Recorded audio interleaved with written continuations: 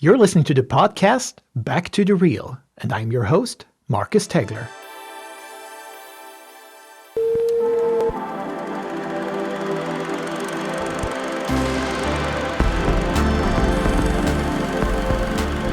I'm just checking everything like my own producer here because I'm like making sure all the memory and everything's working. So if you see my head on the swivel, that's why. It's not that I'm expecting someone to bust in the door and I gotta use my Batman gloves that I call them. They have they have Kevlar on them. I have Kevlar gloves. Okay, I thought you had like electric, so you can do like Spider-Man. You can climb on walls. Oh no! This one's so I can set justice. Swear to me. Yeah, I'm Batman. I love that. And Michael Keaton's from here, so that makes it even better. So would you say Michael Keaton is the best Batman? Oh, he is. He's from Pittsburgh, man. It takes a special. Yeah. Then I agree with you. I think he's still the best Batman, definitely. So. Did you see The Flash? He was amazing in Flash. Yeah, I think he stole the entire movie. I mean, he did. I love the Flash as a character, but yeah. Batman still. I think for me it's still Batman and Superman. I mean, especially Superman because that was one of my earliest movie memories as a child. It was one of Superman the movie was the first movie I can remember as a 3 or 4 year old seeing on the television screen, and the impact it had on me already back then. So I think Superman plays still a very relevant character for me still. Like we talked about earlier about what you identify within the character, a little bit of the dual personality and how representation as well, and there's something about, and then you have Batman, who in itself is the also really cool character, but they're like opposites towards each other, if you can put it that way. Superman represents the hope, the light, and then you have Batman, who's a bit darker character, but still the world's greatest detective, for example. So you know what it is, and I'll take it back to the Goku thing. Yeah, because Goku is inspired by Superman. The whole origins, the whole everything. It's all Superman, right? Orphan child from another planet lands on Earth and is adopted and raised by humans. Yeah, it's the same, and it. Excuse me, I love that, but I think the thing is with Superman didn't have as much trauma in his life. And as somebody who comes from a traumatic background, especially dealing with guns, I would say there's something about that trauma that changes you and makes you paranoid about humans. And the more you go through that, whereas like Superman had to pretend to be human. This is a guy who can destroy the whole planet if he wanted to. He could rule everyone. And nobody would know how to stop him. I mean, Lex Luthor has tried and tried and tried. But, this is a super intelligent, super species person who is raised human and told, hey, you got to do the right thing. But at any point, he could go rogue, right? Yeah. And that's where the trauma of Batman comes in, where that paranoia is like, absolutely not. This dude is too powerful. Like, I'm testing everything. Like, anytime you see them fight each other when they first meet, everyone's like, yeah, Superman beat Batman. And it's like, no, he was testing him to see how far this dude would actually go. Yeah. And he was risking his life to do it. Like, hey, this dude ain't me. He's not going to go through the routes of hiding kryptonite and making contingency plans for his friends. Like, you know what I mean? So I can relate to that paranoia and that whole traumatic background of why he's that way, because I think you need both, and it's the perfect balance, right? I'm a Libra, so I'm all about balance. So, it's that Batman represents that side of what Superman doesn't see. Exactly. Batman does see. And that's the same with like Vegeta and Goku. Vegeta is this guy who is the same character. You always have that in anime. You have someone who represents this positive hope of like the Superman. Yeah. And then you have that darker character that people love, like Same with like Yu Yu Hakusho, which is another one of my favorites. You have Yusuke, who is, I mean, he's a bad boy, but he's more like a different type. And then you have Hiei, who is like the Vegeta or Batman, the darker character. We always like the darker characters because it's the same reason that people like Inferno more than they like Purgatorio and Paradiso. It's that we could kind of relate to what hell is because we kind of live it. So I've always loved that that balance. But me too. Me too. When you see these superheroes, you know, we're talking about that, and now there's so much anime that these characters have, and because the comic book characters are larger than life, they've made like anime ones. And there was one recently, it's Justice League and Ruby, I think it is. And it's the crossover of the anime, and they go into like a digital world and vice versa. It's real cool. Okay. And then they have Suicide Squad has a new anime. Batman Ninja was really good. They're doing the second one. You have Marvel had anime. There was Blade, X-Men, Wolverine, Iron Man. Yeah. And I think Avengers. And then some of these studios are starting to make the animated movies for the companies. Because anime appeals so much, the artwork, the way, the style, the look, you get so much more out of it. I kind of enjoy that. Yeah. It's very interesting how you can see the also connections there as well. But we talked about, or we already come into the subject, but I was thinking like how anime has evolved, for example, now for like a younger, newer audience, for example. Like you said, now we talked about superheroes now, especially the animated movies that DC have made. I've seen some of them now, like you said, the really good, the Batman Ninja, for example. And it's something about the visual style that is so appealing and so interesting and wonderful to watch. For example, there's something about it. But do you feel that there's a part of anime that's like has there been like newer animes that you've been in contact with that still appeals the same way as you remember growing up as a child, that you hear from maybe parents that have children that there's stuff they're watching, for example, or maybe younger adults, for example? Yeah, I mean, I think Naruto's cool. I haven't been able to really fully get into like One Piece and Naruto as much, but like Netflix has been killing it with it. Like my favorite video game series, one of is Castlevania. I'm obsessed with Dracula, by the way. Oh, me too. But, the Castlevania one is a favorite of mine, especially Nocturne that came. I have a Nocturne is phenomenal. I agree. It's a fun story, actually. Very quickly, just it's one of my oldest friends, actually. Since we grew up, we played the Castlevania games on Nintendo 8-bit, for example, and we've always had a fascination, especially with the soundtrack as well. When we were out playing, we could hum the songs for like the introduction music and stuff. And now as adults, we had it as a tradition when Netflix started the anime. So every year we meet up, have a pizza together, and then we binge watch the entire season together. Oh, that's beautiful. It is a fun way to reminiscence about the childhood that we had together, playing together, and now being adults still have that love and affection for that brand and especially that series as well. So that's always fun. Yeah, no, that's a beautiful thing that you guys do that. I love that. I enjoyed the first series, and then Nocturne I really enjoyed probably slightly more. Yeah. I'm a huge Alucard fan. Oh. So I have a new song called Symphony of the Night that is going to be on my EP. It's an interlude. Yeah, I'll let y'all hear it. I'll let you guys hear it before it comes out. But thank you. And it's called Symphony of the Night, and I mentioned Alucard in it, and I'm obsessed with Alucard and Dracula in general. But Castlevania, that gothic style, and again, they would do the anime artwork to catch your eyes on the covers of all these, and the character designs were all anime. So I remember playing Symphony of the Night, which is one of my favorite video games of all time, and then Rondo of Blood, which was the first one before Symphony of the Night, where you play as Alucard. I thought it was super cool how we're getting so many different series that are blending from anime.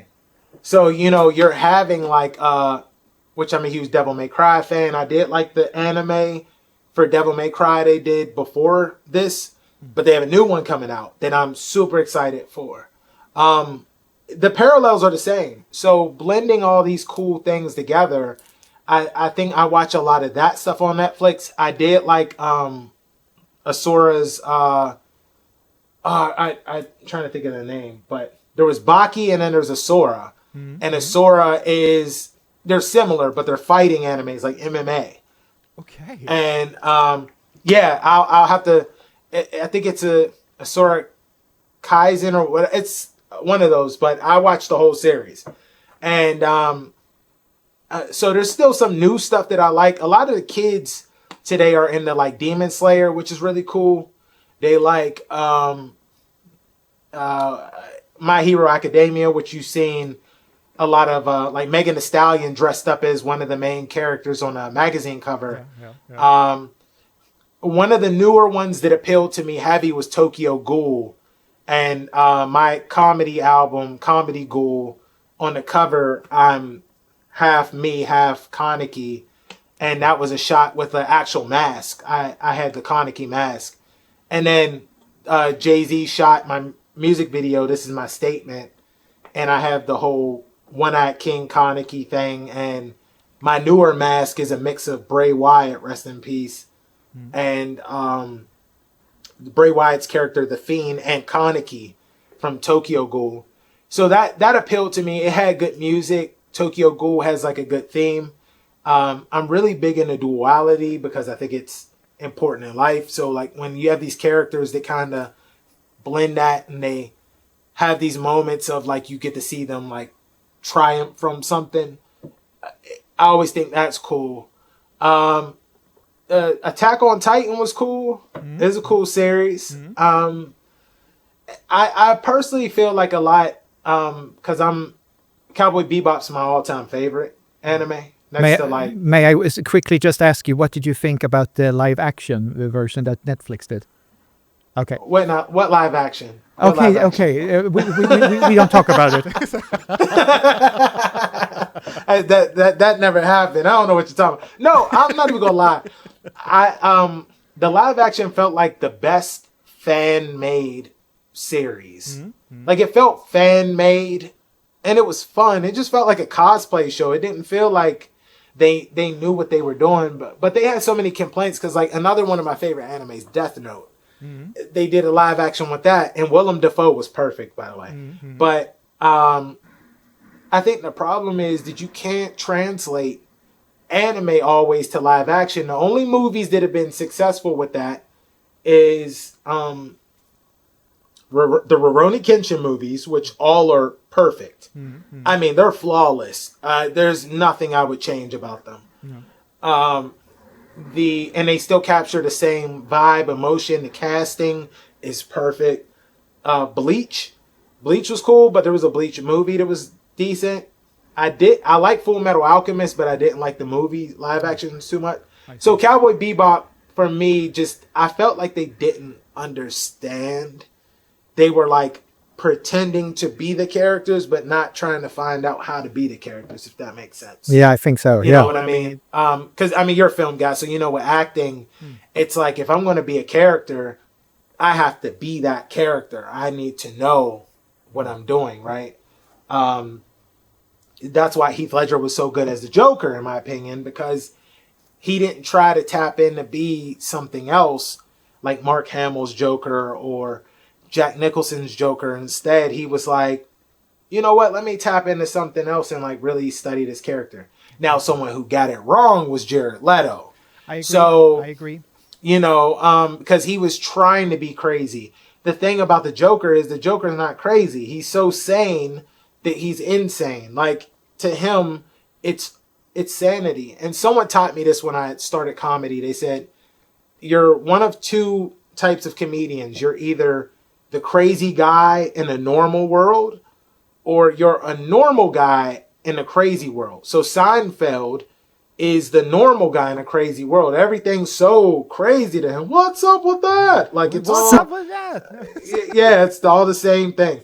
And then you have someone like Richard Pryor, who's absolutely nuts. He's coked out of his mind. And he's like, I told that bitch, I said, goddamn, you're not going to shoot that car. I'm shooting that car and you ain't leaving in it. Right?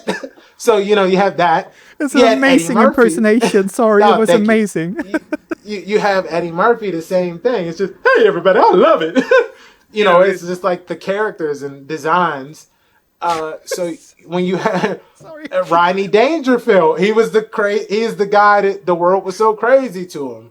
Hey, what are you doing? So, I think when we have these things, when you're doing like the anime characters, you have to really know who you're playing and you have to tap in and really figure out what is this I'm doing? And it doesn't translate in the West well. No. It translates in the East because the East grew up this way and they grew up with these like philosophical views and they understand it more. It's just like when you watch American Old Boy directed by Spike Lee and you watch Korean Old Boy. Yeah. It ain't the same. They're two different movies. Yeah. It's not the same. And so I felt like as someone who's a big Cowboy Bebop fan, I really did appreciate it. Yeah. But it wasn't good.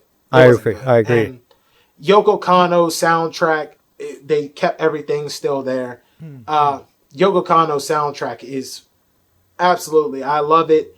My comedy album, Afro Bebop, which has my oldest daughter, Eris, on there when she was 1 on the cover. That's where I got that theme idea from, was Cowboy Bebop. I just always liked the music to it. I like the philosophy. I know people say it's just like a Western. People feel like it's just they didn't understand what Western civilization was and it's their translation. Kind of like Hideo Kojima, how he puts David Bowie in every damn thing, Metal Gear, somehow, from Diamond Dogs to the character designs to he's obsessed with David Bowie. I do think that Cowboy Bebop touched heavy on emotion and it touched heavy on philosophical views that Americans can't fully understand unless you know that history of what that type of philosophy is. You get what I mean? Yeah, yeah. So for me, Cowboy Bebop is very special. When I was in 10th grade, our high school was different. Most high schools in America start in 9th grade. So I went from being a popular kid and cool, funny nerd, because I was always a class clown, so people love me for that. And I got to the high school and I was playing football. And the football team was so aggressive. I mean, because we had one of the best football teams. Famous NFL player Aaron Donald went to my high school. Okay. So one of my friends, Barry Church, played for the Cowboys for 12 seasons. So we come from a football, like Western PA is very football heavy. Yeah. A lot of famous football players came from Western PA that are in Hall of Fame.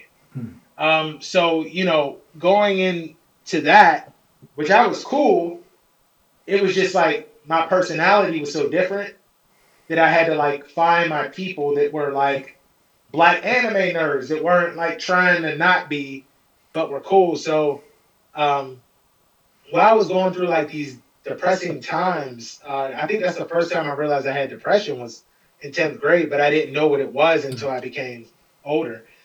The things that saved me were Richard Pryor's albums. My dad bought a box set of all his CDs, and I would listen to them like while going to bed. That, Pharrell Williams, his band NERD, when they dropped their In Search of album, I would listen to that too while I went to sleep and just on repeat on my MP3 CD player my dad gave me. I got it downstairs. I still have it. My Sony Walkman. But then the third was I made an MP3 CD of all anime music from Dot Hack Sign, Cowboy Bebop, Inuyasha, Full Metal Alchemist. It was just all these songs that were beautifully crafted, beautifully composed, songs that you could feel the emotion because you remember the scenes that they would play it in. They were always good at that. My favorite version of Fly Me to the Moon is from an anime. It's from Evangelion. Yeah. That ending. So, I would listen to these all the time. And that helped save my life because I was so down, and listening to those at the time. Then, like, after that, life got better, because people got to know me and stuff. And they're like, oh, he's actually like cool dude. He's like strong. He's working hard. He's doing all these things. But for a while, it was like difficult, like my sophomore year of high school. But I would listen to those in my headphones, listening to anime and all that stuff. Yeah. And I'll never forget this. I'll tell you the story. Someone stole the CD player that had my music in it. Oh, and okay. It was like Eminem is my favorite rapper, so it was like Eminem MP3 CD. So MP3 CDs would hold like hundreds of songs. I had Eminem, the anime one, the Richard Pryor one, and someone stole it. Oh man! And I went berserk. Like, I mean, I went berserk. And keep in mind, I'm over 6'2", so I'm like about two. Back then, I was about 215 as a teenager. So I went nuts, and they were scared because they never saw me like that, because they just saw me be like kind of timid and let stuff slide. I went berserk, and I started like threatening people, and I was like, and it magically appeared again.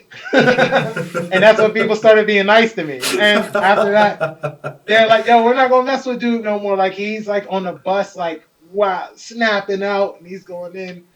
And so I had to power up like Goku. But from there, the music and the importance of like Cowboy Bebop stuck to me, because I would listen to the real folk blues all the time, and we would play it in the art room because I was in art club, and we'd have it playing. We'd be drawing our anime characters, and real folk blues is playing, and it's going. And I really think that's what taps into a special place in emotion, is how powerful the music is. Absolutely. You know what I mean? I'm sure there's a movie or a scene that you remember that if you hear the song, it taps into an emotion. Absolutely. That is like, that takes me back to that place, But that's the incredible part about music in general. There's like when you have like theme songs, for example, like you had for a TV series or in a movie, when you have a certain theme, then you automatically, conscious or unconsciously, just can tap into that scene and that emotion that you felt maybe when you watched it the first time, for example. It can have so many different feelings connected to it. Mostly for me, at least, it feels like some of the, especially the themes we talked about for like the TV series, like Airwolf, we talked about Batman, Superman, the themes, when we hear them, it feels like a certain form of security, if you can put it that way, or maybe a boost it can be as well. It energizes you, and also it becomes like a form of when you listen to the music as well, it can be some form of relief, an escapism, if you can call it that, for example, as we talked about with anime, that it's so good at with the storytelling, with the sci-fi and fantasy and everything connected, and then you have both a good story and then excellent music connected to it as well. That's so important. And so I totally agree with you. Yeah, I think music is so important for film. Like blaxploitation movies, I always tell people those are the best soundtracks that you'll ever get. So much that Tarantino uses them for his own movies. They're extremely good. They're so good, and I call them cheat codes, because we like back then we kind of had no choice but to like kind of stick together and be like, hey brother, like I need, he'd be like, hey Jack, look, say man, I need you to do the soundtrack for my movie. And then you go boom, boom, boom, boom, boom, boom, yeah, you had the James Brown, Willie Hutch, Marvin Gaye, amazing, Earth, Wind and Fire, Four Tops, like Barry White. These weren't just anybody doing the soundtracks. These were like the cream of the crop back during that time era, and it translates so well in the movies that like Tarantino's obsessed with them, and he's used them so much in his. Yes. Across 110th Street by Bobby Womack. He used as the opening for Jackie Brown, I believe. Um, so we kind of you do see that, and what I think the thing that appealed to me the most about anime music in particular that was special to me was it was the first genre of music that I heard. Because I mean, I heard Latin music and stuff, and I love Latin music, so I don't want it to seem like that's not one of the first things I heard that didn't like tap into me. But specifically with anime music, that tapped the most is the fact that you had music that you had no idea what they were saying and it still touched you. And that kind of taught me something about the power of music. It's not about just the lyrics, it's about the whole emotion. If I could get the emotion from your song without even knowing what you're saying, that is something powerful. Oh yes, You know, yes. when I listen to Bad Bunny, I like his music, and then maybe I have to go and check for the translations later. You know what I mean?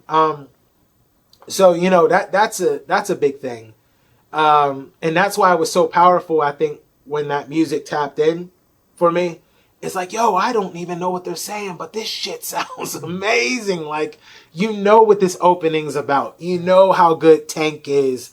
There's a little English sprinkled in there, but it's whatever. And we always preferred the Japanese versions over the English translated versions of the songs because it didn't have the same feel to it, and you knew it did. We watch it with subtitles and everything. So yeah, I definitely think it has a special place because Samurai Champloo is another one of my favorites of all time. And it was the same people that did Cowboy Bebop. And it had one of my favorite beat makers, Nujabes. It was a hip-hop beat maker. And ironically, him and Jay Dilla had the same birthday. Okay, yeah. Same birthday. They were born the same time, but they died in the same month of their birthday. Oh, okay. And they are like two of my favorite beat makers of all time.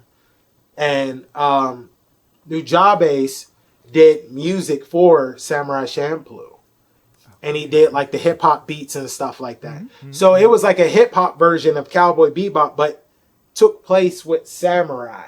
And, I've always been obsessed with like samurai and Japanese culture in that way. And anime was a way for you to kind of like learn that and get into that culture. You know what I mean? Yeah, and exactly. I always found that cool. Yeah. Speaking of that, you mentioned, for example, like Quentin Tarantino and other filmmakers. So you mentioned Spike Jonze as well. Do you feel that many of the directors working now have some inspiration from anime? Because you feel like, because it feels like some of the aesthetics has been some ways applied to many movies recently. And if you can name an example, for example, if you on the top of your mind. Oh man, there's so many movies. I mean, when we talk about Tarantino, if you just watch Kill Bill, there was a lot of, I would say the first one was more anime inspired than it was Kung Fu movie inspired. Like the second one felt more like Shaw Brothers.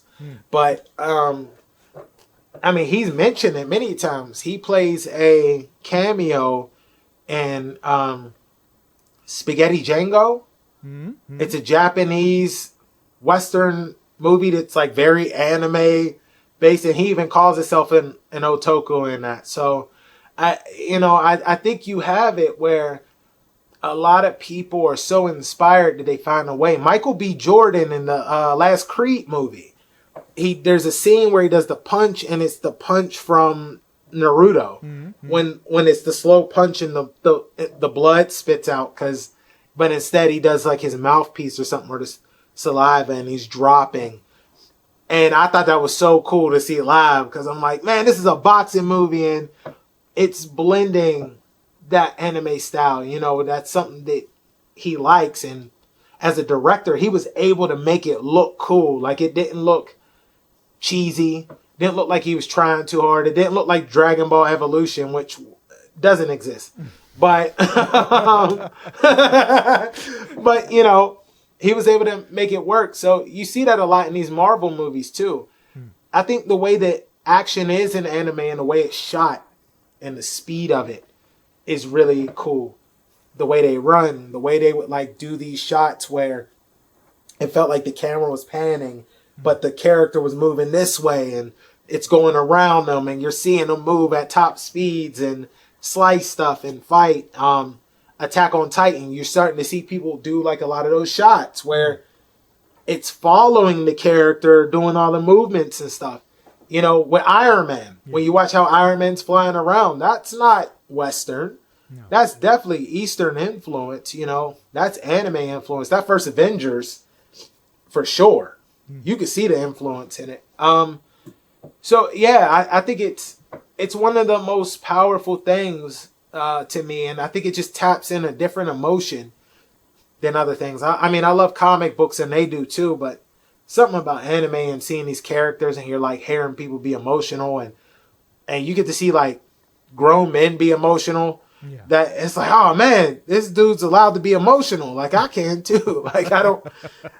The Western, man, we're over here talking about I ain't got time to bleed and fighting predators and jump sacrificing and climbing through. We're doing all the weirdest shit to prove that we're the most masculine men. And you know, you have like Rurouni Kenshin who's like crying or sad or, you know, so it taps in. It feels like we're living in a time that's more accepted now that you actually are allowed to show emotions, for example. Because it feels like, I won't say in general, but it feels like many times especially as a guy, you weren't allowed basically to cry because it was a sign of weakness, when it was maybe in fact was a sign of strength. For sure. And then especially now with today's society, where it feels like this kind of culture is more accepted and more popular now, and that also makes it you're more allowed to show emotions, and talk about what you really feel and what you like about the stuff as well. So dare I say that, especially for us millennials, that like things like anime, things like you playing Castlevania and being able to game, the way we grew up in the 90s and saw like, because I'm obsessed with obscure genres and music and things like vaporwave and stuff like that. And you have those things that like tap into nostalgia. Like when you hear it, it sounds like Kmart music or it sounds like the music of the mall. And like, because in America, I'm telling you, malls are dying. I know like other countries, malls are still like moving, but the urban development and the places they put these malls, like we have like if you go on YouTube, there's series called Dead Mall, and there's like multiple people, they go visit these malls, tell you the history of it, walk through, and they play like vaporwave, and you know, it taps into that nostalgia that we have. And I take my kids to the one Dead Mall here that's like popular online, and they love it. You know, they beg me to go to the Dead Mall all the time. But, you know, I think that because us millennials, we hold on to so much nostalgic things, especially because I know heavy here in America, the economy has dropped so much, like dropped drastically. And everyone around you is trying to tell you that it hasn't. And they're trying to like make you think this isn't a problem, but it really is. We are holding on to what made us feel good when we were young. And I think because we grew up in like a lot of traumatic situations, or we saw things that we probably shouldn't have, but we know how to address it. And then we had things to guide us like Goku, Spike Spiegel, Kaneki Ken, like all these characters. You have these anime characters who, and I think that's why people love them so much too, is they tap into a place in your heart where it transforms you back to those places, or transfers you back to a place of peace and positivity. Like you said, when you hear Superman, that theme, or you hear Castlevania, like it makes you feel safe. Like I remember watching Christopher Reeve, and we were in church, and they said, "Who here wants to be Superman?" Like the preacher just yelled that during the middle of the sermon, and I raised my hand. I was the only one, and but you know, it's that safety, that music made you feel good. John Williams, like when you hear Star Wars or you hear anything, I think the music really taps in heavy, but that has helped us become more emotional, more open with who we are. Like I wrote an article about a lot of the mental health things I was going through and how parenthood saved my life. And one of the most beautiful things that happened is my dad telling me, and his twin even, how much they appreciated it. And my dad was just like, I had no idea all that stuff was going on. And it wasn't his fault. It wasn't his fault. It wasn't my mom's fault. They worked late. They worked hard so I can have a life. So a lot of things that were happening, they had no clue. Okay.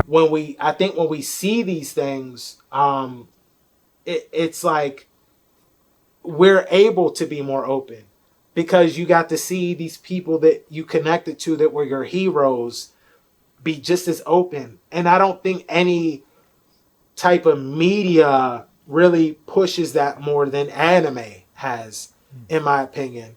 And I mean, I've watched TV shows, I've watched movies and stuff, and while we can relate, hell, I like The Wire, and there's characters in The Wire that have these special connections where you feel for them, but anime just had a different way of doing it because it was a badass person also crying. Yeah. Like, yo, you're a dude, you're crying, you're like, I don't have to be, or there would be like lessons in there where you're like, wow, like that's something special, or like it's important to be good to people, or it's important not to use your power for bad. And No, exactly. different things. I think we kind of came up in a generation that gave us some blessed like lessons. Like we had some really good lessons in the media that we were absorbing versus like kids today don't really have that unless they tap into a lot of that older stuff. So, you know, while anime still appeals today with like lessons, I don't feel like it has the same energy and lessons and heart that we grew up with. like we kind of grew up with because the times have changed. So same with music. Like if you had an album or a song, you could sit with it for a week or a month at least, you know, and listen to the same album on repeat. We can't do that anymore. Like now it's just get the music out, get the music out, get the music out because it's streaming and everything's on demand now. We're not going to Blockbuster like we used to. Like I show my kids these nostalgic videos and commercials and they're like, what? They're like in shock. Like, you know what I mean? Like, you know, where movies were on cassette tapes, VHS tapes. VHS, and I'm showing them like how I do like the analog horror stuff with the things I do for my music and how I use like the VHS. And I remember like, you know, when showing them like Blockbuster and these different things, and it's just crazy. Bro, I have a game downstairs that I probably single-handedly bankrupted Blockbuster. I've had Tenchu 2 for over 20 years downstairs and never returned it. And and the fee would probably be at least like $3 million right now on that because there's no way. Like, but those were like memories. We had so much cool stuff growing up that like ordering food and renting and being able to rent like an anime movie. I remember buying Street Fighter Alpha the movie, and it was an anime movie, and this is when they had I forget the name of the place, but you would go and get like games, movies.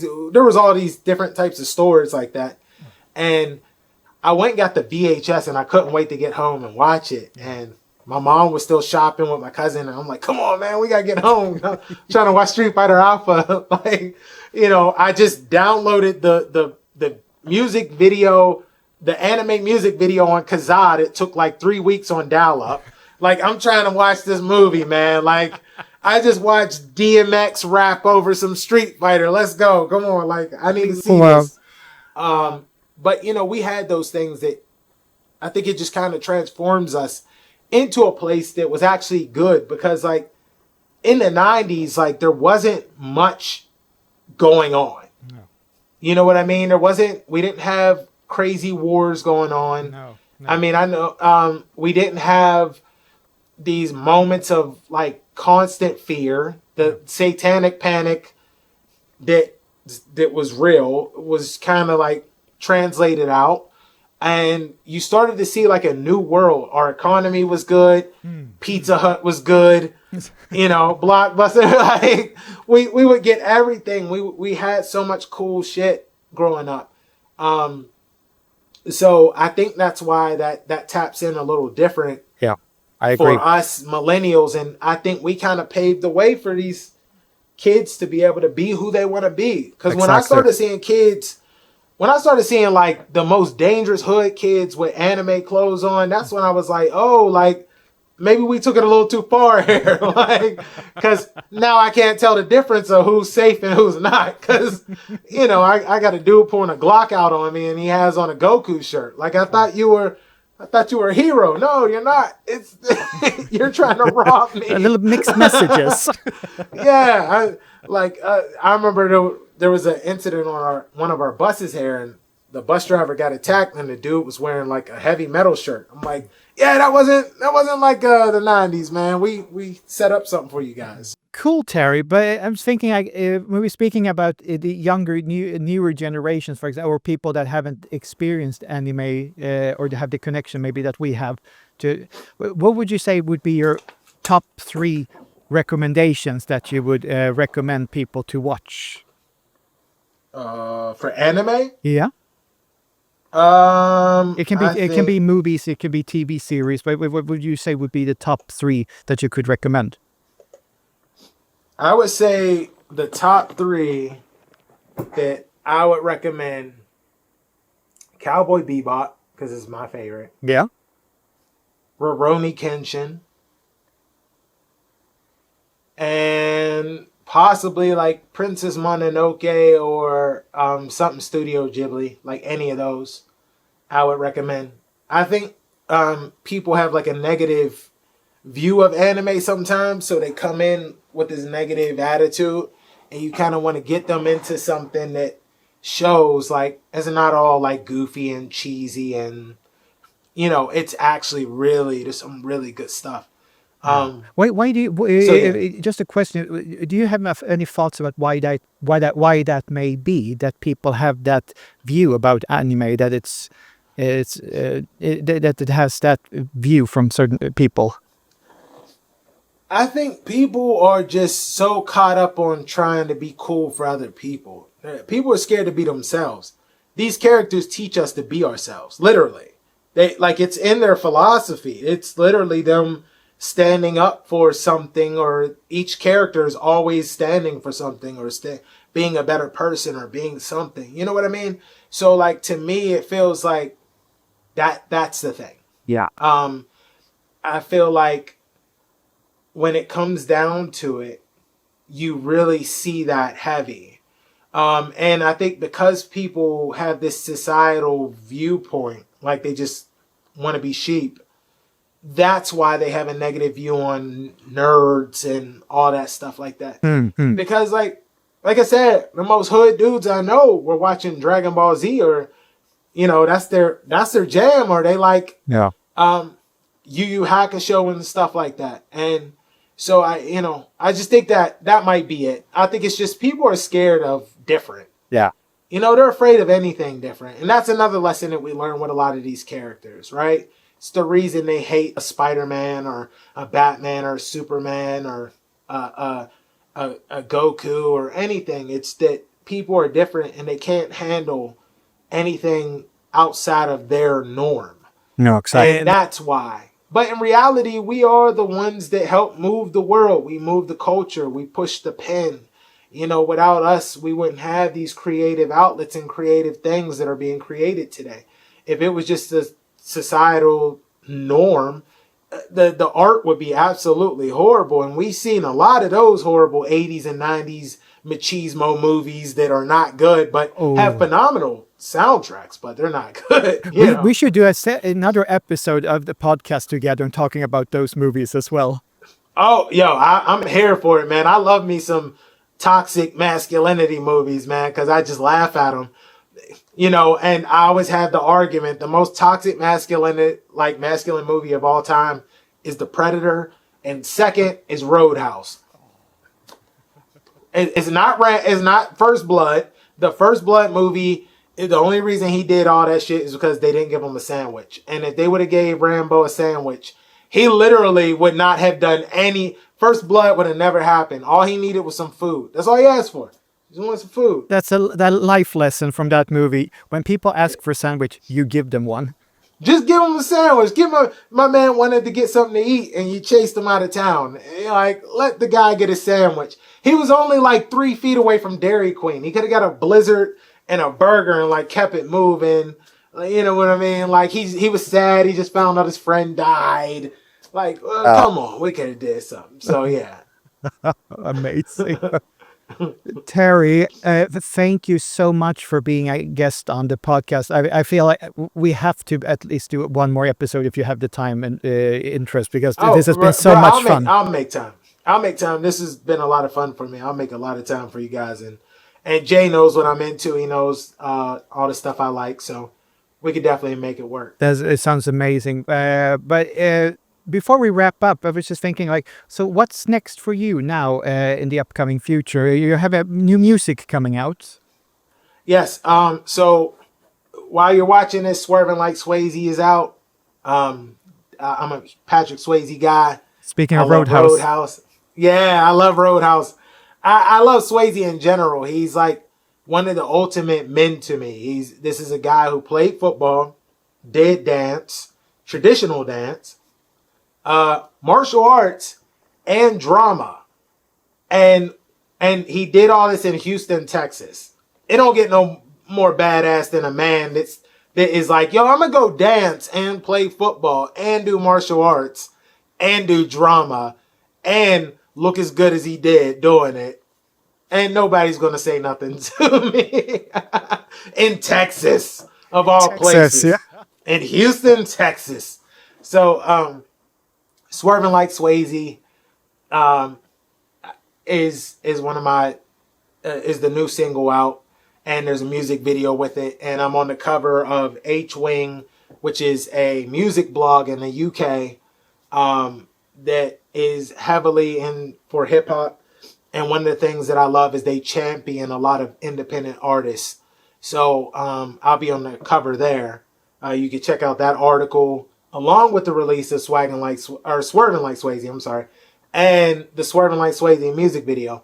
And there is a limited edition 30 copy only vinyl of Swerving Like Swayze. Oh, wow. And it has like the old school version. It has the explicit version on one side. You flip it on the other side. You got the radio edit. The disc looks great. I have one coming in for a test. But yeah, I have a link for that. And sounds great. Yeah, so more music coming out, more projects coming out you can look for, and yeah, stream it. Yeah. My other song, 10 p.m.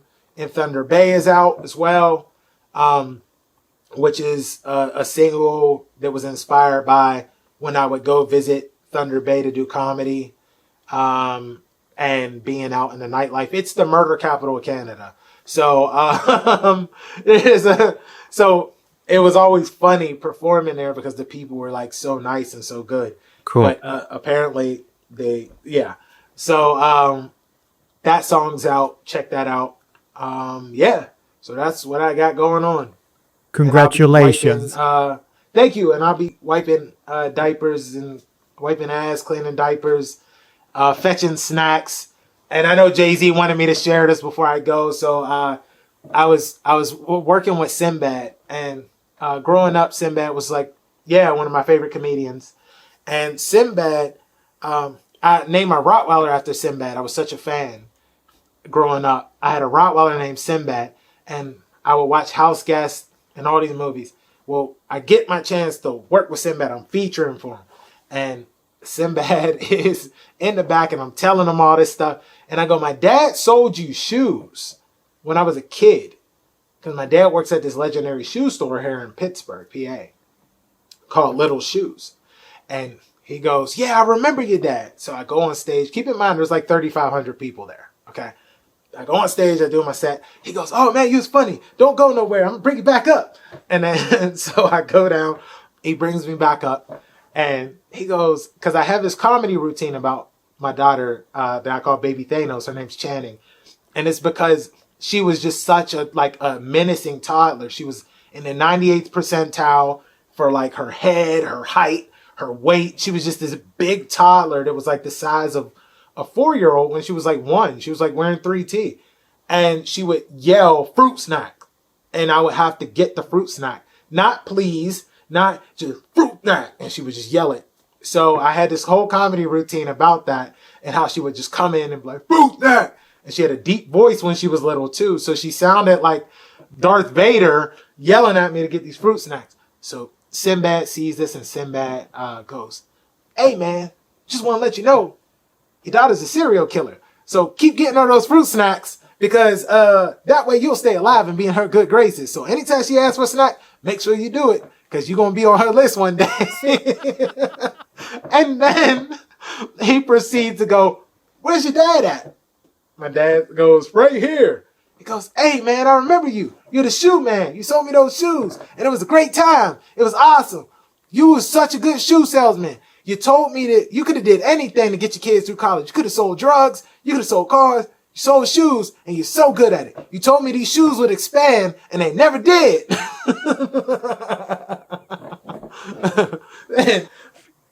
Yeah. Swerving like Swayze.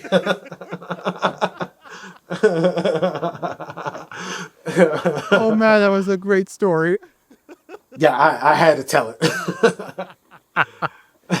Oh man, Terry, thank you so much for doing this, and I hope we see each other thanks. soon again. And a big, definitely. and a big thank you for participating in the podcast. No, thanks for having me. I appreciate it. Shout out to the Swedish people that I'm probably related to, and the people in Norway. They're probably like my distant cousins. Shout out to the Vikings that I never met.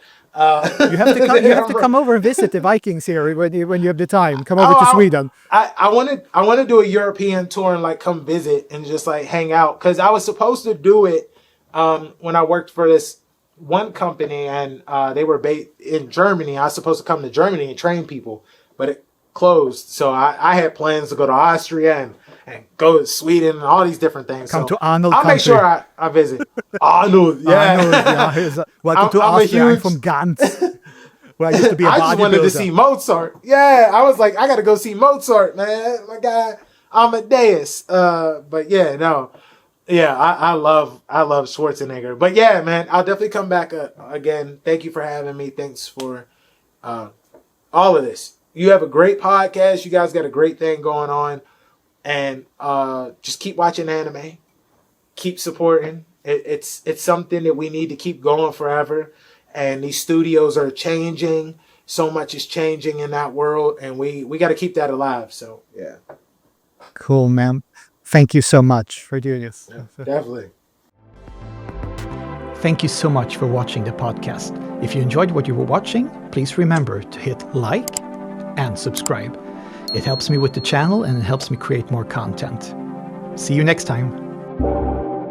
Yeah. And she got, yeah. Swerving, Swayze, swerve, Swayze. She got me swerving like, yeah. She got, she got me swerving like Swayze, yeah. Swerve, Swayze. She got me swerving like Swayze, yeah. She got me swerving like Swayze. Way that she wiggle it brazy. She wanna have on my baby, yeah. She got me swerving like Swayze. Way that she throw a Tom Brady. Baby, that recoil brazy. Slide left, slide right, swerve in the middle. She got me swerving like Swayze. Slide right, slide left, swerve in the middle. She got me swerving like Swayze, yeah. Swerving like Strickland, swerving your man. Says she in my inbox daily. Swerving these critics, running this business. I keep it real, I'm petty. Racking these digits, I'm building bridges. You burn yours down daily. When she around, she calling me guapo. Come to a town, I order Gestapo. Yeah, Pablo Escobar, I'm a shine and start gripping all on the curves. I'm a winning car, so she in the car driving here to get swerved. You in her inbox ignored, I'm in her inbox exploring. All the options, all the marks, she love the way I do it. She wanna love, I'm above all these lame nigga stories. Swerve on my bitch, I swerve on your mom. She sending me pics, she wearing a thong. She said it thick, she saying it long. When I bounce back, I hit it like Vaughn. I'm gripping her up like I'm King Kong. She rubbing my face, I'm rubbing her blonde, yeah. She got me swerving like Swayze. Way that she wiggle it brazy. She wanna have on my baby, yeah. She got me swerving like Swayze. Way that she throw a Tom Brady. Baby, that recoil brazy. Slide left, slide right, swerve in the middle. She got me swerving like Swayze. Slide right, slide left, swerve in the middle. She got me swerving like Swayze. Point break, roadhouse like I'm thick, yeah. She's a lady. Nip tuck, tummy tuck, BB dub. I love it all, baby. Thick go chick like I'm iced tea. Pretty mixed chick, she love me. I choose who I want, don't give a fuck. That's why I stay swerve. Drama free of days, I'ma choose a way. Avoid women with Jordans. Even settle down all the old flings, a hoarder, Esther Solo. Got my head fresh, feeling Lando, but I'm booted Han Solo. She chose me, so you know the rules. I ain't leaving here, no dolo. Yeah, she got me swerving like Swayze. Way that she wiggle it brazy. She wanna have on my baby. Yeah. She got me swerving like Swayze. Way that she throw a Tom Brady. Baby, that recoil brazy. Slide left, slide right, swerve in the middle. She got me swerving like Swayze. Slide right, slide left, swerve in the middle. She got me swerving like Swayze. Yeah, Swerving, Swayze, swerving, Swayze, yeah. She got me swerving like Swayze. Swerving, Swayze, swerving, Swayze, swerving, Swayze. She got me swerving like Swayze.